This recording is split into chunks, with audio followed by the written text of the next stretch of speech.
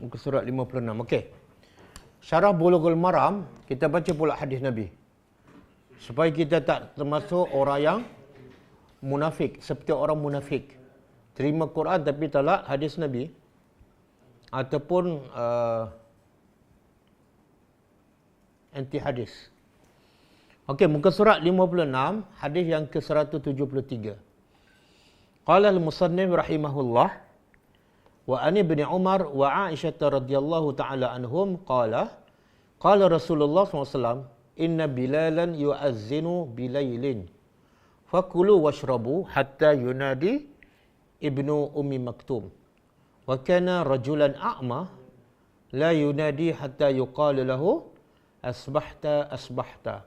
Maksudnya daripada Ibnu Umar radhiyallahu dan Aisyah radhiyallahu anhuma, mereka berkata Rasulullah SAW bersabda, sesungguhnya Bilal melaungkan azan pada malam hari. Bilal melaungkan azan pada malam hari, maka makan dan minumlah sehingga Ibnu Ummi Maktum melaungkan azan.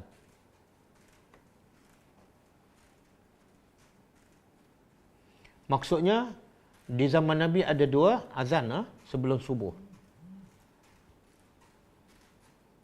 Pertama, Bilal laungan azan yang dilaungkan oleh Bilal bin Rabah, dan itu belum menunjukkan masuk waktu, sebab tu Nabi kata makan. Selagi jadi sahabat dapat beza suara Bilal dengan suara Abdullah bin Ummi Maktum. Jadi Nabi kata bila melakukan azan, fakulu washrabu, makan dan minumlah. Sebab dia belum masuk subuh. Hatta yunadi, sehinggalah Abdullah bin Ummi Maktum melakukan azan. Dan dia ni, Abdullah bin Ummi Maktum adalah seorang lelaki yang buta. Dan dia tidak akan melakukan azan sehingga dikatakan kepadanya, telah masuk waktu pagi, iaitu masuk waktu subuh. Okey. Abdullah bin Ummi Maktum ini adalah lelaki yang Nabi kita SAW ditegur oleh Allah. Sebab apa? Sebab dia lelaki buta ni. Dalam surah apa? Mana ada Al-A'la? Abasa. Surah. Nanti kena tangguhlah masuk hutan. Okey. Allah kata, Abasa wa tawalla. Nabi bermasam muka dan berpaling. Daripada siapa? Daripada Abdullah bin Ummi Maktum. Sebab Nabi masa itu berdakwah kepada pembesar-pembesar musyrikin.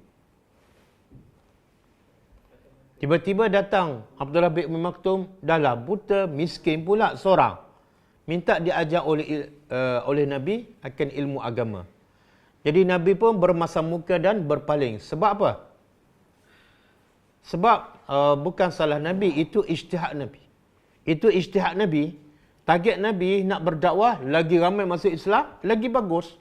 Jadi antara pembesar Quraisy yang ada pengikut, ada rakyatnya, ada JKK-nya, ada ahlinya, dibanding dengan Abdullah bin Ummi Maktum yang seorang, yang miskin, yang buta, tak ada pengikut. Maka Nabi target pembesar dulu. Maka sebab tu Nabi rasa macam terganggu bila Abdullah bin Ummi Maktum datang bertanya ketika Nabi sedang berdakwah kepada pembesar. Maka akhirnya Allah menegur Nabi. Perbuatan Nabi itu walaupun itu ijtihad Nabi, tapi sebenar salah. Salah. Di mana salahnya? Nabi bukan buat benda salah. Nabi berdakwah. Tapi salahnya ialah bila melebihkan pembesar Quraisy yang memang tak nak beriman kepada Allah dan mengabaikan seorang beriman yang ikhlas walaupun dia buta, walaupun dia miskin. Allah sifat dalam surah apa? Surah Abasa, wa huwa yakhsha. Si buta ni betul-betul takut pada Allah. Adapun pembesar Quraisy tu sombong, istakbara, sombong. Jadi pengajarannya, bila kita ada dua peluang berdakwah, satu orang kaya pembesar dan ada pengikut dia, ada penyokongnya, seorang lagi orang miskin yang betul-betul ikhlas. Dia miskin dan seorang pula. Maka strategi dakwah kena utamakan yang betul-betul ikhlas. Walaupun dia miskin, walaupun dia seorang. Sebab tu lepas peristiwa turun Abasa wa Tawalla, setiap kali Nabi jumpa Abdullah bin Ummi Maktum, Nabi hormat dia. Nabi kata apa? Ahlan. Ahlan, selamat datang orang yang kerana dialah aku ditegur oleh Allah Subhanahu Wa Taala. Maka seolah Nabi bersyukur. Nabi ditegur tu satu nikmat. Dan punca Nabi ditegur sebab ni Abdullah bin Ummi Maktum. Jadi kita jangan merendah, menghina, memperlekehkan orang miskin ataupun orang buta. Kadang-kadang orang buta hatinya lebih mulia daripada kita. Okey. Jadi Abdullah bin Ummi Maktum ni tugas dia melakukan azan. Di situ pun ada pengajaran. Macam mana orang buta boleh melakukan azan. Dia syarat nak melakukan azan mesti apa? Memang suara sedap. Abdullah yang Nabi pilih ni memang suara sedap. Tapi syarat utama nak lakukan azan mesti apa? Mesti tahu masuk waktu. Betul tak?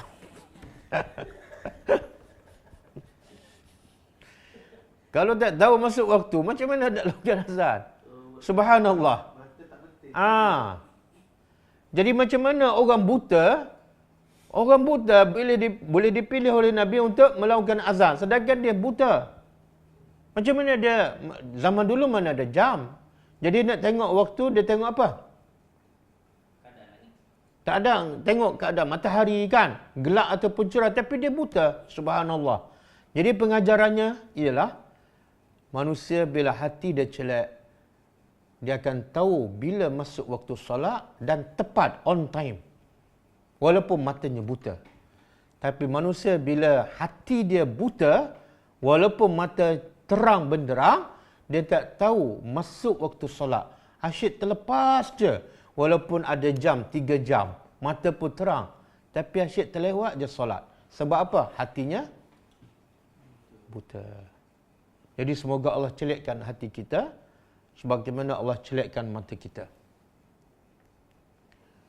Okey, kita baca pengajaran dia, fiqhul hadis. Hadis ini menjelaskan bahawa terdapat 2 azan yang dikumandangkan pada malam hari pada zaman Rasulullah SAW. Pertama, azan sebelum fajar yang dilakukan oleh Bilal. Dan azan yang kedua setelah terbit fajar, setelah masuk waktu subuh, dikumandangkan oleh Ibnu Ummi Maktum. Kedua-dua azan tersebut mempunyai fungsinya yang tersendiri. Azan pertama adalah berperanan untuk mengejutkan orang yang sedang tidur agar mempersiapkan diri untuk menunaikan solat. Dan supaya orang yang sedang beribadat pada malam hari berehat sebentar agar dapat melaksanakan solat subuh dengan bersemangat. Apa tujuan solat awal, azan awal sebelum waktu subuh? Lebih kurang setengah jam. Apa faedah dia? Supaya kejutkan orang dan bagi tahu mereka waktu subuh dah dekat. Bersedia untuk ke masjid bagi lelaki. Sebab masa nak pergi ke masjid itu, nak wuduk, nak bangun, ambil masa. Jadi, hikmahnya kejut awal-awal. Supaya mereka dapat pergi awal, dapat solat bersama Rasulullah, dapat solat sunat subuh, dapat takbiratul ihram. Itulah kebaikannya. Itulah rahmat Nabi kepada umatnya. Sebab tu kadang-kadang Nabi bila solat berjemaah, rakaat pertama Nabi panjangkan. Supaya apa? Supaya kok ada yang sahabat lewat datang sempat dapat juga rakaat yang pertama. Begitu sekali rahmat Nabi kepada umatnya dalam bab solat. Azan pertama adalah berperanan untuk mengejutkan orang yang sedang tidur agar mempersiapkan diri untuk menunaikan solat subuh dan supaya orang yang sedang beribadat pada malam hari berehat sebentar agar dapat melaksanakan solat subuh. Kalau orang dah bangun awal, bila dengar azan bila tu, dia berehat. Okey, dah dekat nak masuk subuh, dia berehat sekejap sebab dah solat malam. Selain itu juga, ia berfungsi sebagai peringatan kepada orang yang ingin berpuasa agar bersahur sebagai melaksanakan sunnah Rasulullah SAW. Dulu tak ada jam, tak ada waktu imsak kan. Jadi bila dengar azan Bilal, siapa yang nak puasa terus bersahur. Dan bila dengar azan Abdullah bin Ummi Maktum, dia berhenti makan. Sementara waktu azan pertama ini dilakukan, kebanyakan ulama mengatakan bahawa waktunya adalah hampir kepada fajar, iaitu waktu sahur yang jaraknya dengan waktu fajar sekitar setengah jam. Sekitar setengah jam, azan awal dengan azan yang kedua. Azan yang kedua pula adalah berperanan untuk memberitahu orang ramai bahawa waktu salat subuh telah pun masuk. Jumhur ulama, majoriti ulama bersepakat mengatakan bahawa melakukan azan yang kedua adalah sunat. Melakukan azan yang kedua adalah sunat. Imam Syafi'i, Imam Malik dan Imam Ahmad mengatakan bahawa azan yang pertama dikira mencukupi untuk menggantikan azan subuh sekiranya tidak diazankan lagi setelah terbitnya fajar. Namun begitu, sebahagian ahli hadis mengatakan bahawa azan subuh tidak cukup hanya dengan azan yang pertama.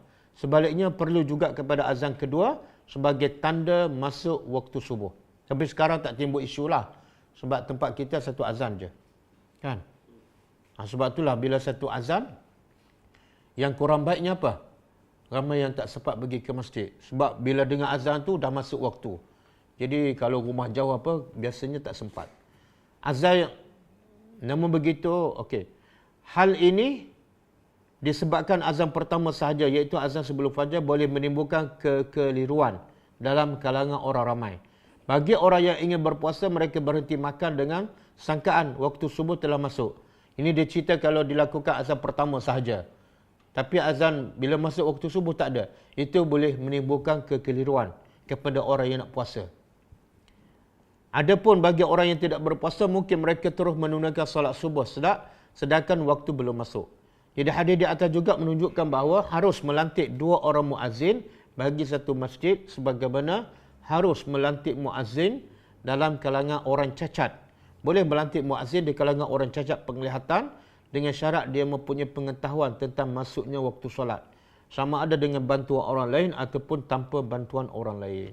Pengajaran hadis. Pertama, harus melakukan azan subuh sebelum masuk waktunya yang bertujuan mengejutkan orang yang sedang tidur. Yang kedua, disunatkan melakukan 2 azan bagi solat subuh, iaitu sebelum terbitnya fajar sadiq dan setelah terbitnya fajar sadiq dan setelah terbitnya fajar sadiq.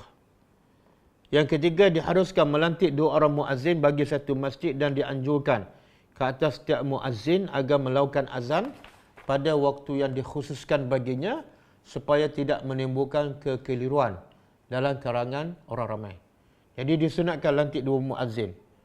Apa tujuan? Supaya dapat melakukan 2 kali azan ketika sebelum subuh dan subuh. Tapi muazzin setengah masjid itu ada 3. Tapi azan sekali je. Yang keempat, harus mengambil orang buta ataupun cacat penglihatan sebagai muazzin dengan syarat dia mempunyai pengetahuan tentang masuknya waktu solat. Sama ada dengan bantuan orang lain ataupun tidak. Yang kelima, harus bagi seorang muazzin bergantung kepada maklumat orang lain tentang waktu solat. Yang keenam, harus makan dan minum sehingga terbit fajar ataupun masuk waktu subuh bagi mereka yang ingin berpuasa. Kan?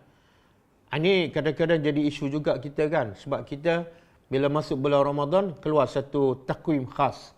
Takwim bulan Ramadan. Biasanya ada 5 waktu solat, waktu isyraq. Tapi bila takwim khas untuk bulan Ramadan, ada tambah satu lah. Iaitu waktu imsak. Maksudnya 10 minit lebih kurang sebelum azan subuh kena berhenti makan. Tapi kalau ikut hadis ni, Nabi kata bila Abdullah bin Umi Maktum melakukan azan, berhenti makan. Maknanya kita orang yang nak berpuasa ni boleh makan sampai waktu azan. Bila azan baru berhenti. Jadi tak perlu kita berhenti 10 minit sebelum azan. Wallahu alam. Okey? Kita berhenti setakat tu. Ada soalan? كتاب الله ترقى جنانه وتنال عظيم الأجر والغفران